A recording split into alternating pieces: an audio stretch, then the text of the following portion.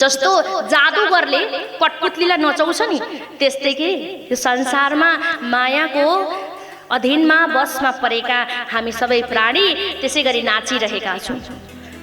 तर वास्तवमा भगवतीको शक्तिमा नाच्नु त परो आनन्द छ, तर हामी सांसारिक मायामा नाच्दैछौँ नि जुन यो नचाइ चाहिँ 84 लाख योनिमा कहिले छुटकारा पाइँदैन, नाचिरहन्छ। जस्तो प्रकारले अन्धकार अन्ध व्यक्तिले चाहिँ एउटा ठुलो भवनमा प्रवेश गर्दछ र द्वार खोज्दछ कि त्यसले कहाँबाट निस्किने भनेर द्वारै पाउँदैन र एकजना सन्त महात्माले बताउनुहुन्छ तिमी यो भित्तोलाई छाम्दै जाऊ, अगाडि बढ्दाखेरि ठुलो द्वार भेट्छौ, त्यहाँबाट बाहिर निस्कनु। तब त्यही अनुसारले उसले भित्ता छाम्दै जान्छ, द्वारको छेउमा पुग्छ, खुजुली आउन थाल्छ, शरीर चिलाउन थाल्छ, यता छटपटाउँछ उता छटपटाउँछ, पाइला अगाडि बढिरहेको छ, ठुलो द्वार त उसले कटाइसक्यो। प्रेमले भन्दियो राधे राधे राधे राधे। त्यो बाहिर निस्किनु पर्ने द्वार उसले कटायो, फेरि घुम्दैछ, फेरि त्यही पुग्छ, फेरि खुजुली आउँछ, फेरि चिलाउने आउँछ, अल्मलिन्छ, ऊ आत्तिन्छ, हताश पताश हुन्छ, कहाँ विस्मित हुन्छ, फेरि भुलेर द्वार क्रस गर्छ, पार लाउँछ, फेरि घुम्छ।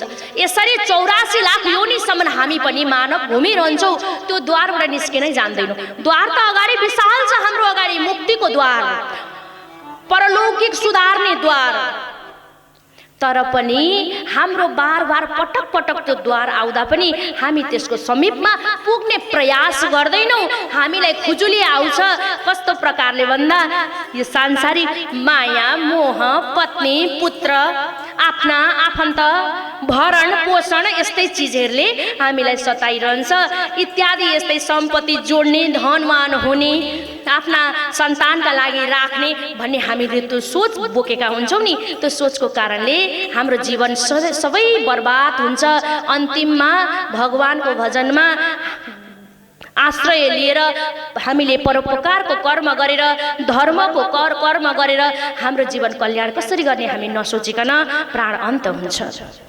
अनि फेरि हामी के गर्छौँ, त्यही योनिभित्र प्रवेश गर्छौँ, अनेक आमाको योनिमा प्रवेश गरेर हामी जन्म लिन्छौँ।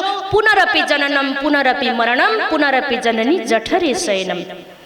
यह संसारे खलो दुस्तारे कृपया पार तारो मुरारे। अन्तिममा हामी भन्छौँ हे भगवान, यो संसार रूपी अन्धकार, यो भवसागरबाट हामीलाई पार लगाइदेऊ प्रभु, पार लगाइदेऊ।